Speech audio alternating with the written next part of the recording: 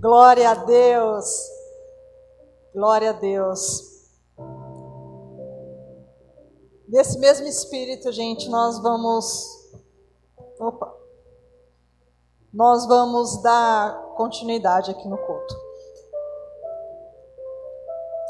Ontem, aquelas pessoas que viram a live da pastora falando sobre a importância da igreja, nos remete que um corpo sem visão, ele não sabe para onde vai. E hoje, se nós não entendemos um profeta sem visão, ele não tem direção. Se não tem direção, não tem propósito. A palavra de hoje, o Senhor quer falar com a gente sobre ambientes. Lá em 1 Reis 12, vai falar onde tudo começou. O livro de Reis, enquanto alguns vão abrindo, vai falar sobre, é uma continuação de Samuel, que vai falar sobre a aliança de Israel com Deus. E vai falar sobre diversos reis que passaram e que rejeitaram essa aliança de Deus. Vai falar sobre a morte de Davi, a sucessão de Davi, o início do reinado de Salomão e a divisão das 12 tribos, que é onde eu quero chegar com vocês. Diz assim, 1 Reis, capítulo 12, 1. Foi Roboão a Siquém. Guardem bem essa palavra, Siquém. Foi Roboão a Siquém, porque todo o Israel se reuniu lá para fazer o rei. Tendo Jeroboão, filho de Nebate, ouvido isso, pois estava ainda no Egito, para onde fugira da presença do rei Salomão, onde habitava, e de onde mandaram chamar, veio com toda a congregação de Israel, e Roboão lhe falaram: teu pai fez pesado o nosso jugo. Agora, pois, alivia tu a dura servidão de teu pai, o seu pesado jugo para nos impôs, e nós te serviremos. Ele lhe respondeu: ide-vos, e após 3 dias voltai. E o povo se foi. Tomou o rei Roboão conselho com os homens idosos, que estiveram na presença de Salomão, seu pai, quando ele ainda estava vivo. Como aconselhais que se responda a este povo? Eles lhe disseram: se hoje se tornares servo deste povo e o servires, e atendendo falares boas palavras, eles se falarão teus servos para sempre. Porém, ele desprezou o conselho que os anciões lhes tinham dado, e tomou conselho com os jovens, que haviam crescido com ele e o serviram. E disse-lhes: que aconselhais vós que respondam a este povo que me falou, dizendo: alivia o jugo que teu pai nos impôs. E os jovens que haviam crescido com ele lhe disseram: assim falarás a este povo, que disse: teu pai fez pesado o nosso jugo, mas tu alivia-o de sobre nós. Assim lhe falarás: meu dedo mínimo é mais grosso do que os lombos de meu pai. Assim que, se meu pai vos impôs jugo pesado, eu ainda vou-lo aumentarei. Meu pai vos castigou com açoites, porém eu vos castigarei com escorpiões. 12. Veio, pois, Jeroboão e todo o povo ao 3º dia, e Roboão, como o rei lhe ordenara, dizendo: voltai a mim ao 3º dia. Dura resposta deu o rei ao povo, porque desprezara o conselho que os anciões lhe haviam dado. No 16 vai falar que dessa separação, porque o povo achou continuar com aquele governo algo muito pesado. E o que eles fizeram? Acabaram nomeando Jeroboão, que é onde eu quero chegar com vocês. No versículo 25, Jeroboão edificou Siquém, na região montanhosa de Efraim, e passou a residir ali, dali edificou Penuel. Até aqui por enquanto. Só para a gente poder entender um pouco essa história. Salomão veio de Davi. A genealogia, olha como é importante a família. O legado que a gente passa. A gente muitas vezes despreza aquilo que a gente passa para as pessoas. Davi passou o legado para Salomão, e Salomão passou o legado para Roboão. Roboão não entendeu o que o Senhor tinha com ele. e por maus conselhos deixou Jeroboão governar 10 tribos e ele só 2.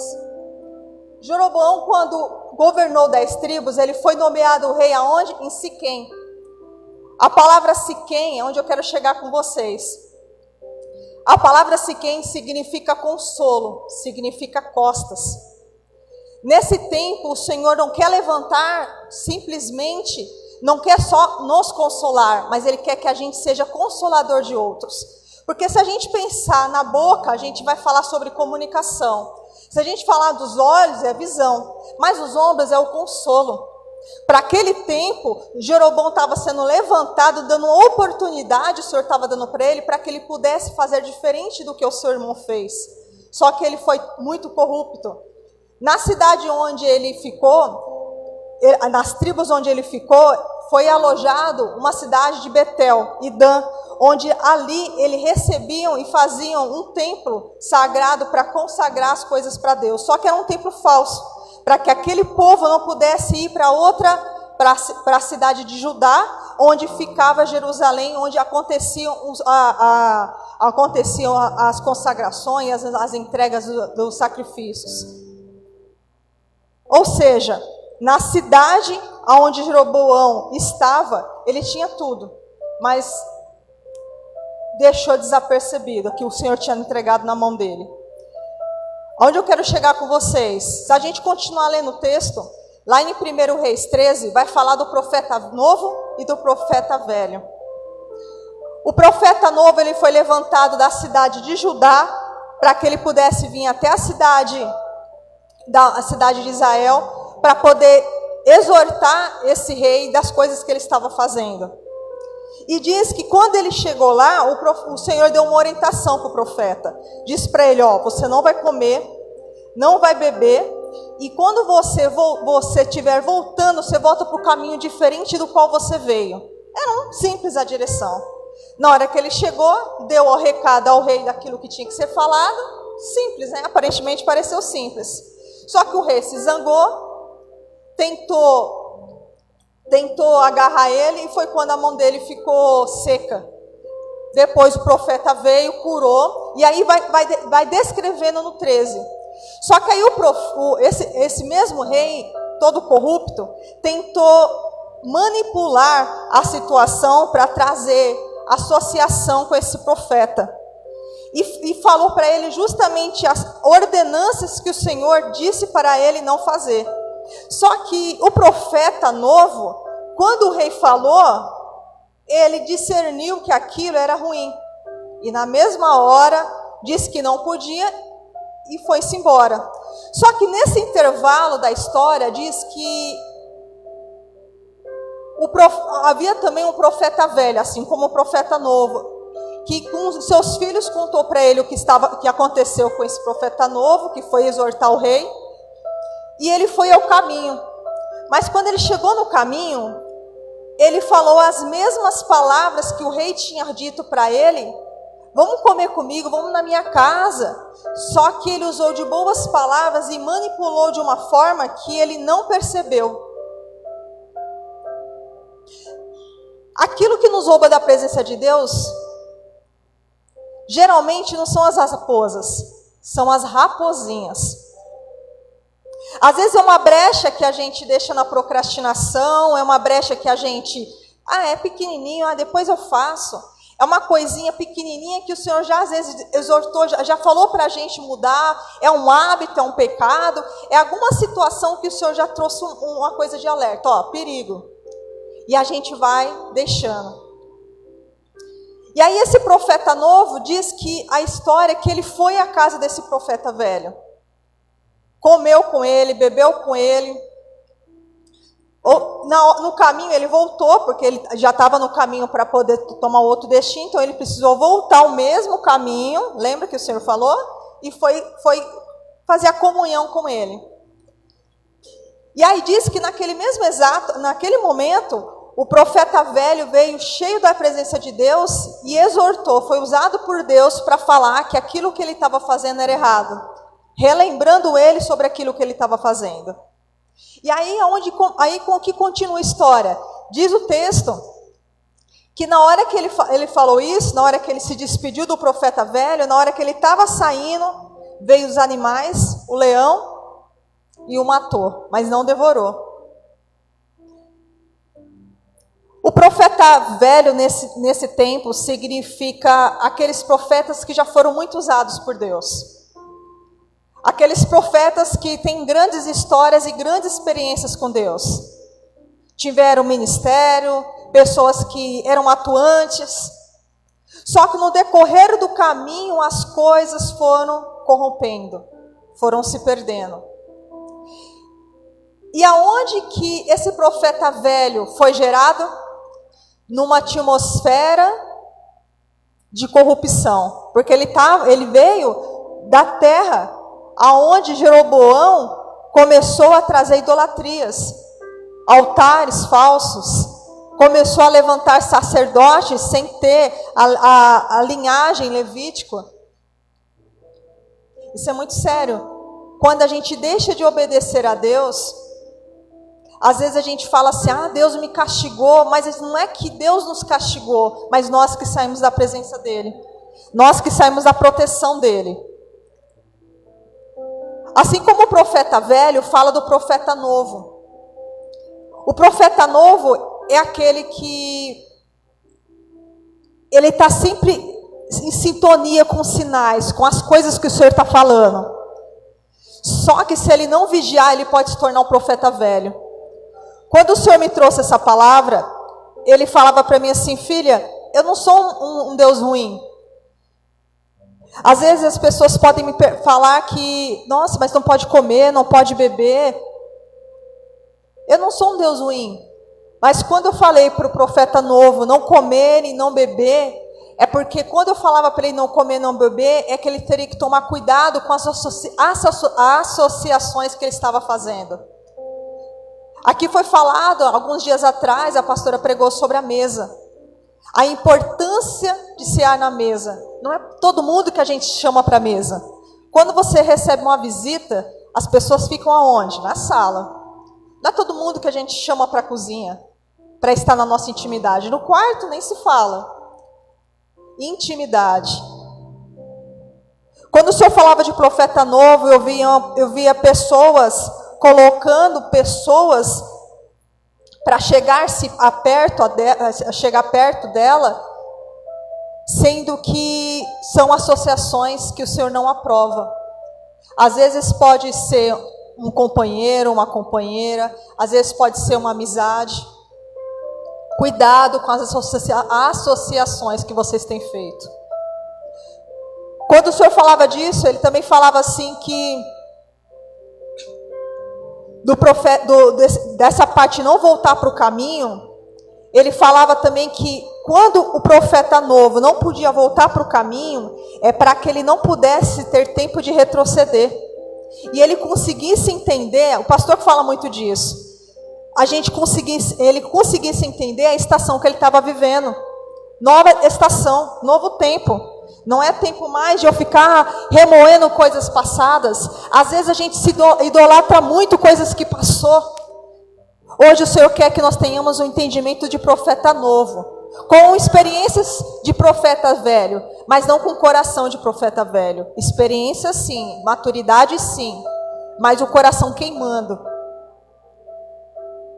Siquém significa onde tudo começou. Essa cidade onde Jeroboão foi nomeado rei, se ele tivesse entendido, tudo podia ser diferente. Como eu falei, Siquém é uma cidade de consolo. E eu acredito que esse profeta velho, ele foi gerado nesse meio de confusão, onde os consoladores não entenderam que eles estavam para consolar e passaram a querer ser consolados também.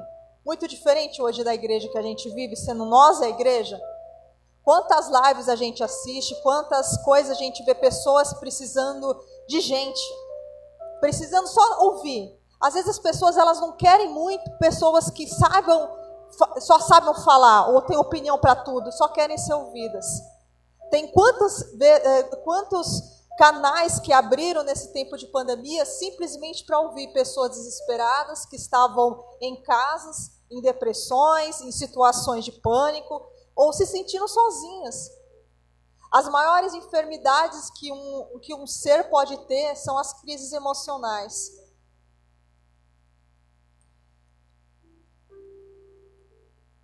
Essa cidade de Siquém, o Senhor falava para ele, saia da tua terra, que eu te mostrarei. Foi quando ele fez um altar, foi em Siquém. Siquém significa também promessa, uma terra de promessa. Quando Jeroboão estava lá, Deus estava entregando promessa para ele. Jacó, lembra que ele lutou com o anjo? Ele também passou por Siquém. Também significa Siquém uma terra de conquista. É uma terra, é um tempo de confiança.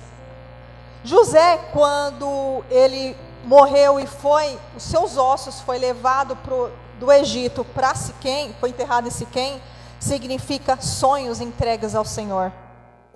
Então, na Siquém significa, assim como no Abraão, tempo de caminhada, tempo de confiança e tempo de convicções.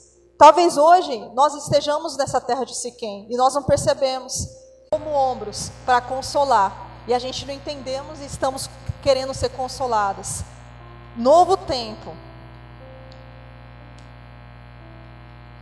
Eu coloquei uma coisa aqui que eu achei interessante. Vocês lembram como a gente sabe qual que é uma posição de um escravo quando está levando muito peso? Geralmente é assim, né? A posição é encurvada, porque o peso faz com que ele se limite a ficar reto e faz ele ficar encurvado. Olha a revelação aí, gente. Ele fica encurvado e faz o escravo, não só ser escravo pelo que as pessoas falam, mas porque ele começa a acreditar, porque a visão dele, quando está encurvado, é limitada. E ele passa a enxergar simplesmente mais o chão do que o alto. Agora, vocês lembram como era carregado a arca da presença de Deus? E era onde? E era reto, porque se ficava torto, inclinasse, caía. Onde o Senhor quer dizer com isso? Que o peso comum do mundo traz escravidão, traz opressão. Mas a arca, que representa a presença de Deus, revela uma nova postura. Quando nós carregamos a presença de Deus com a gente, pode ser difícil, mas não é pesado. Fazer as coisas para o Senhor pode ser difícil, mas não é pesado. A gente pode trabalhar, mas se a gente entender que está com a presença de Deus, pode ser difícil. Acordar de manhã, mas não é pesado.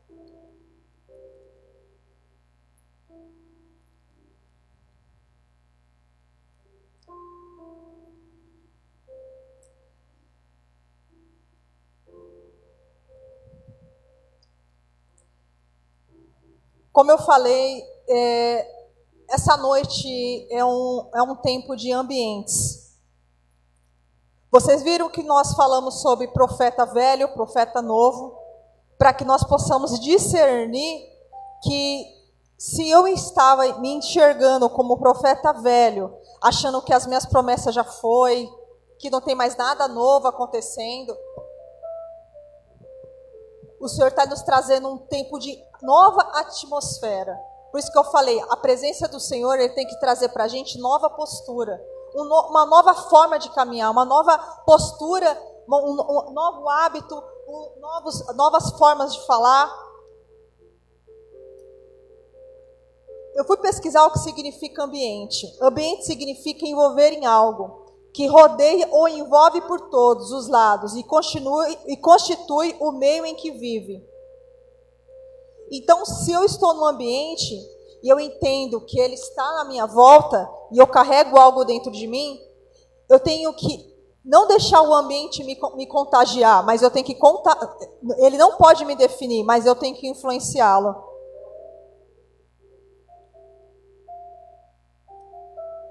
Não deixe o ambiente te contaminar e mudar a sua rota, e nem a sua essência.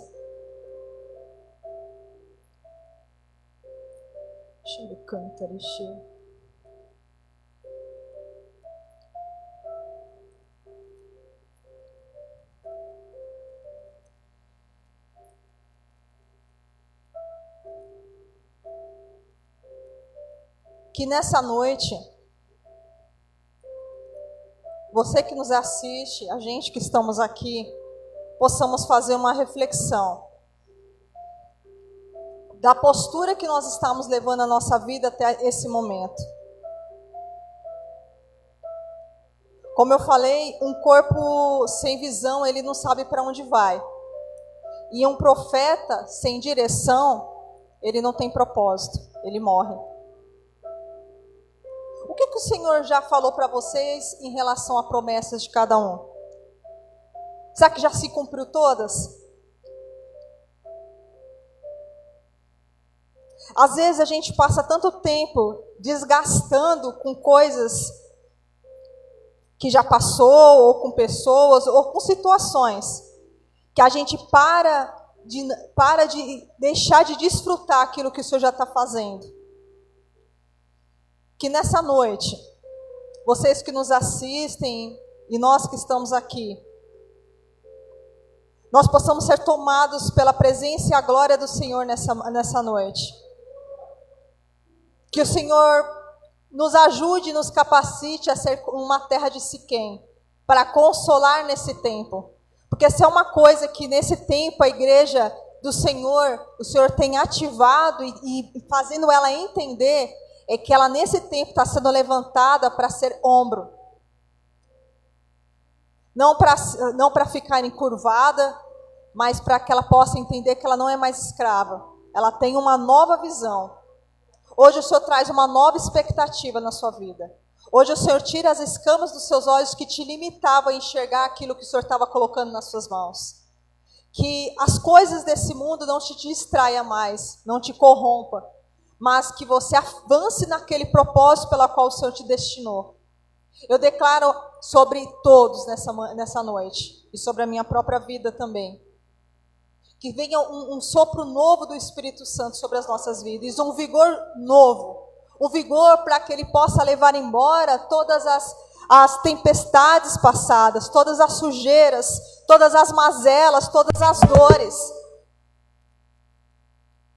Que todo o passado de dor, de quando vocês se lembram no passado de alguma coisa, de como que alguém te feriu, a situação, não te traga mais dor, mas que te traga aprendizado. Todas as vezes quando eu vou orar para Deus e eu penso de alguma coisa no meu passado, eu sempre falo para Deus, quando algo me machuca, Senhor, tira de mim a dor, mas não me tira a memória daquilo que me fizeram. Para que aquilo, não para que eu distrate a pessoa ou a situação, mas que eu aprenda a não fazer novamente. Porque essa é uma coisa que o Senhor tem trazido para nosso tempo, é que o Senhor tem trazido para que a igreja aprenda a caminhar sem estar caminhando em círculos.